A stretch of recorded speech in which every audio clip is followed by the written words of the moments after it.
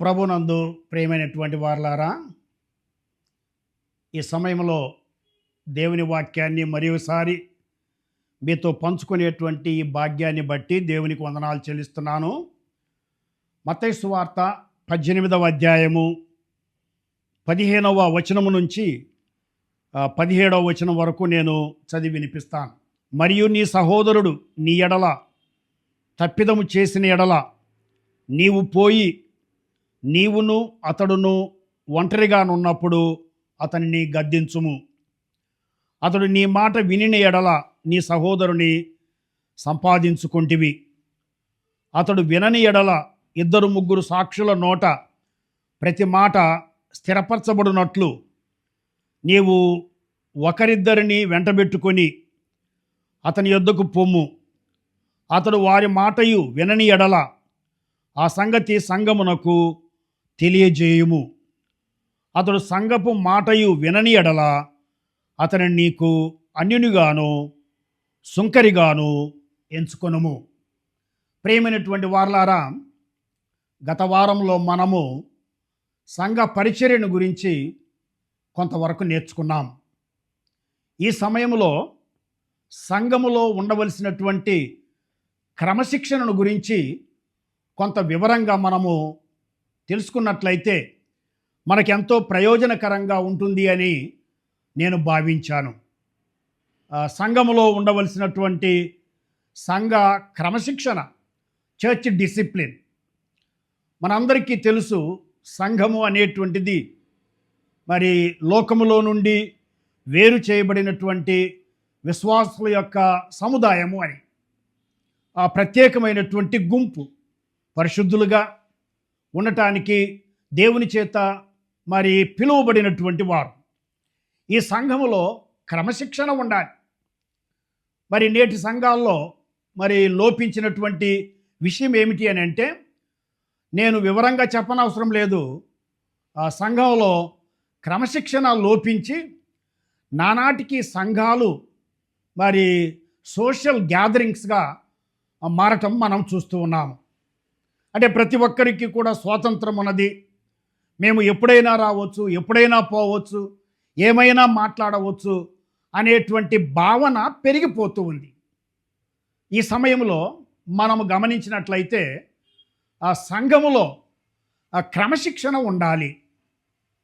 ఆ దేవుని పిల్లలు అంటే క్రమశిక్షణకు మరి గుర్తెరిగినటువంటి వారు అనేటువంటిది ఇతరులు మనల్ని గురించి చెప్పుకోవాలి. మొట్టమొదటిగా సంఘములో ఎటువంటి క్రమశిక్షణ ఉండాలి అని అంటే సెల్ఫ్ డిసిప్లిన్ ఉండాలి. అంటే స్వీయ క్రమశిక్షణ. మనం దేవుని వాక్యములో ఏం చూస్తూ ఉన్నాము అని అంటే, రోమా పత్రిక 12వ అధ్యాయము 1వ వచనము. కాబట్టి సహోదరులారా, పరిశుద్ధమును దేవునికి అనుకూలమునైన సజీవ యాగముగా మీ శరీరములను ఆయనకు సమర్పించుకొనుడని దేవుని వాత్సల్యమును బట్టి మిమ్మల్ని బతిమాలు కొనుచున్నాను. ఇటు సేవ మీకు యుక్తమైనది. మీరు ఈ లోక మర్యాదను అనుసరింపక ఉత్తమమును అనుకూలమును సంపూర్ణమునయ్యున్న దేవుని చిత్తమేదో పరీక్షించి తెలుసుకొనున్నట్లు మీ మనస్సు మారి నూతన మగుట వలన రూపాంతరం పొందుడి. సెల్ఫ్ డిసిప్లిన్లో, స్వీయ క్రమశిక్షణలో మొట్టమొదటిది ఏమిటి అని అంటే, వ్యక్తిగతంగా మనము ఈ లోక మర్యాదను అనుసరించకూడదు. ఈ లోక మర్యాదను అనుసరించితే దేవుని వాక్యాన్ని మనము పక్కన పెట్టవలసినటువంటి అవసరత ఉంటుంది. కనుక ప్రతి ఒక్కరూ కూడా సెల్ఫ్ డిసిప్లిన్ కలిగి ఉండాలి. 1 కొరింథీ పత్రిక 9వ అధ్యాయము 24వ వచనము నుండి 27వ వచనం వరకు మరి మనం చదువుకున్నట్లయితే, సమయం ఎక్కువ లేదు గనుక నేను చదవను. ఈ భాగములో ఈ సెల్ఫ్ డిసిప్లిన్ విషయములో అపోస్తలుడైనటువంటి పౌలు ఈ మాటలు తెలియచేయుచున్నాడు. అదేమిటి అని అంటే, ఇతరులకు నేను ప్రకటించిన తరువాత నేను భ్రష్టుడనైపోదునేమో అని నా శరీరమును నలుగగొట్టుకొని దానిని లోపరుచుకొనుచున్నాను. ఇదంతా కూడా సెల్ఫ్ డిసిప్లిన్. సంఘ కాపరైతేమి, పెద్దలైతేమి, పరిచారకులైతేమి, విశ్వాసులైతేమి మరి వ్యక్తిగతంగా ఒక క్రమశిక్షణతో జీవించాలి అనేటువంటి విషయాన్ని మనము జ్ఞాపకం చేసుకుంటున్నాం. అది మొట్టమొదటి విషయం.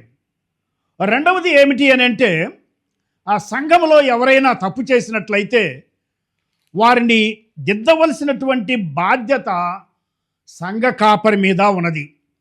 2 తిమోతి పత్రిక 3వ అధ్యాయము 16వ వచనములో, దైవజనుడు సన్నద్ధుడై ప్రతి సత్కార్యమునకు పూర్ణముగా సిద్ధపడి ఉండునట్లు దైవావేశం వలన కలిగిన ప్రతి లేఖనము ఉపదేశించుటకు, ఖండించుటకు, తప్పుదిద్దుటకు, నీతి యందు శిక్ష చేయుటకు ప్రయోజనకరమై ఉన్నది. తప్పుదిద్దటానికి.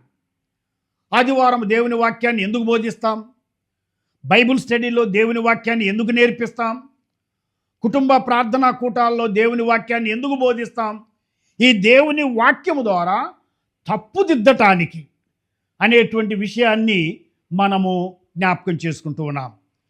1 తిమోతి పత్రిక 5వ అధ్యాయము 20వ వచనములో గమనించినట్లయితే, ఇతరులు భయపడు నిమిత్తము పాపము చేయువారిని అందరి ఎదుట గద్దించుము.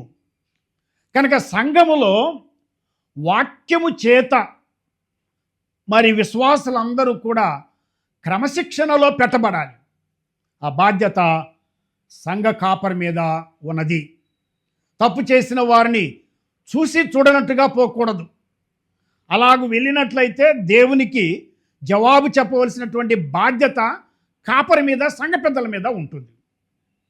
మూడవదిగా ప్రియులారా, సంఘములో ఉండేటువంటి క్రమశిక్షణ, విశ్వాసులు తప్పు చేసినప్పుడు పరలోకపు తండ్రి వారిని శిక్షిస్తాడు, క్రమశిక్షణలో పెడతాడు. Discipline by our heavenly father.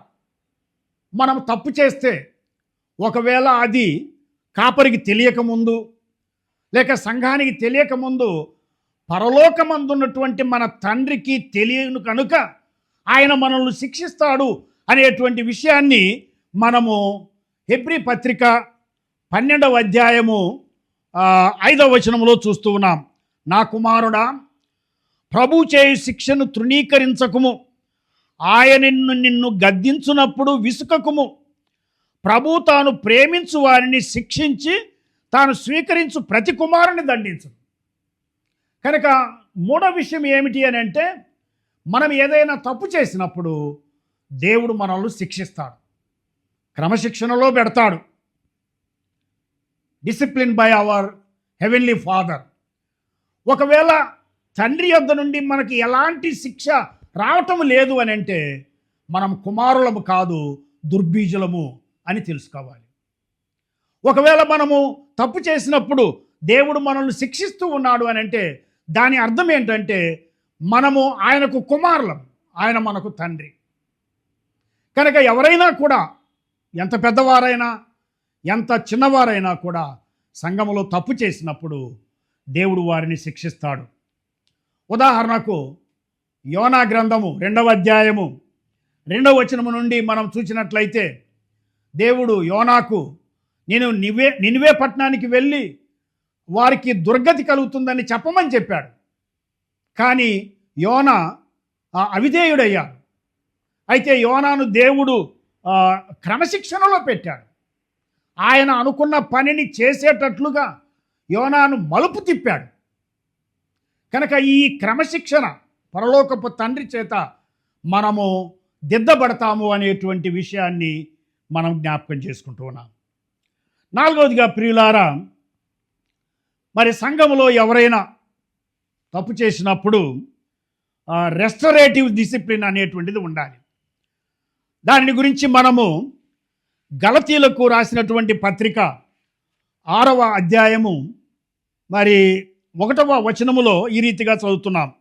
సహోదరులారా, ఒకడు ఏ తప్పిదములోనైనను చిక్కుకొని ఎడల ఆత్మ సంబంధులైన మీలో ప్రతివాడు తాను శోధింపబడునేమో అని తన విషయమై చూసుకొనొచ్చు సాత్వికమైన మనసుతో అట్టివానిని మంచి దారికి తీసుకొని రావలెను. ఇది పునరుద్ధరణ క్రమశిక్షణ. అంటే తప్పు చేసిన వానిని నాశనం చేయాలని కాదు, వానిని తిరిగి సహవాసములోనికి తీసుకుని వచ్చేదానికి సంఘములో ఉన్నటువంటి ఆత్మీయుల్లో ఎవరైనా ఒకరు అతన్ని వెంటాడి అతన్ని తిరిగి మరలా సహవాసంలోనికి వచ్చేటట్లుగా చేయవలసినటువంటి బాధ్యత సంఘం మీద ఉన్నది. చివరిగా ప్రియులారా, సంఘములో ఎటువంటి క్రమశిక్షణ ఉండాలి అనేటువంటి దానికి మనము చూసినట్లయితే మత్తయి సువార్త 18వ అధ్యాయము 15వ వచనం నుంచి 17వ వచనం వరకు మనం ప్రారంభంలోనే చదువుకున్నాం. ఎవరైనా తప్పు చేస్తే అతడు ఒంటరిగా ఉన్నప్పుడు నీవు అతన్ని తీసుకుని వెళ్ళి అతనితో మాట్లాడి అతన్ని దిద్దటానికి ప్రయత్నం చేయాలి. అతడు ఒప్పుకున్నా సరే, ఒప్పుకోకపోయినట్లయితే ఒకరిని రెండవ వారిని తీసుకుని వెళ్ళి ఇద్దరు సాక్షుల ఎదుట అతన్ని గద్దించాలి. అప్పటికీ కూడా ఒప్పుకానట్లయితే సంఘానికి చెప్పాలి, సంఘానికి తీసుకొని రావాలి. ఆ సంఘం యొక్క మాట కూడా అతడు వినకుండా పోయినట్లయితే అతన్ని అన్యునిగాను సుంకరిగాను ఎంచుకోవాలి. లేక ఇంకొక రీతిగా పౌలు యొక్క భాషలో చెప్పాలి అంటే అతన్ని సంఘములో నుండి, సహవాసములో నుండి కొంతకాలము బహిష్కరించాలి. ఇటువంటి క్రమశిక్షణ సంఘములో ఉండాలి. అంతేగాని మరి తప్పు చేసినటువంటి వారి యొక్క తప్పులను కప్పిపుచ్చుతూ మరి వారిని సహించుతూ మనం ముందుకు సాగినట్లయితే సంఘము అభివృద్ధి చెందదు. సాల్వేషన్ ఈజ్ ఫ్రీ, రక్షణ అనేటువంటిది ఉచితమే కానీ but service to God is costly. ఆయన సేవ చేయటం అనేటువంటిది ఎంతో ఖరీదైనటువంటిది. కనుక సంఘానికి వస్తూ ఉన్నారు అని అంటే సంఘ క్రమశిక్షణకు లోబడి ఆరాధించాలి, దేవుని సేవ చేయాలి. సొంత క్రమశిక్షణ ఉండాలి, సెల్ఫ్ డిసిప్లిన్ ఉండాలి.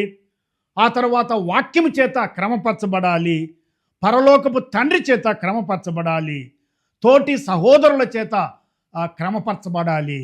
అంత మాత్రమే కాకుండా సంఘము నిన్ను క్రమశిక్షణలో పెట్టినప్పుడు, నీ తప్పును ఎత్తి చూపించినప్పుడు వాక్యానుసారంగా నీవు విధేయుడవయ్యి ఆ క్రమశిక్షణకు లోనయ్యి నిన్ను నీవు మరి దిద్దుకొని మరి క్రీస్తు యొక్క స్వరూపములోనికి దినదినము మార్చబడుతూ దేవునికి మహిమను తీసుకొని రావాలని, ప్రతి స్థానిక సంఘములో కూడా క్రమశిక్షణ ఉండాలని దేవుడు తన వాక్యం ద్వారా మనల్ని హెచ్చరిస్తూ ఉన్నాడు. దేవుడి ఈ మాటలను ఆశీర్వదించునుగాక. ఆమేన్.